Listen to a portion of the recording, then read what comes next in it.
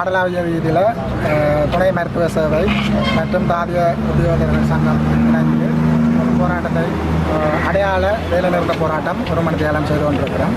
என்று சொல்லி சொன்னால் எங்களுக்கு ஓவர் டைம் வந்து அதிகரித்து தந்ததாக வந்து அனுமதி கிடைக்கப்பட்டது, சுகாதார அமைச்சிலிருந்து அனுமதி கிடைக்கப்பெற்றது. ஆனால் திரை செய்தியால் நிதி இல்லை என்ற காரணத்தினால அது நிப்பாட்டி வைக்கப்பட்டிருக்கிறது. அதுதான் அது முக்கியமான காரணமாக இருக்குது. மேலதிக நேர வேலை கொடுப்பனவை உயர்த்தி வழங்க சொல்லி கேட்டிருந்தாங்க. உடனடியாக அதை வழங்கணும்னு சொல்லி இப்போ நாங்கள் கேட்குறோம். 160 கீழ் ஒன்று என்ற ஒரு மேலதிக நேர படியை எங்களுக்கு அமுல்படுத்த எல்லா நிலையிலையும் முன்வந்த நிலையில் திரைச்சேரியினால் நிதிய காரணம் காட்டி இது முடக்கி வைக்கப்பட்டிருக்கிறது.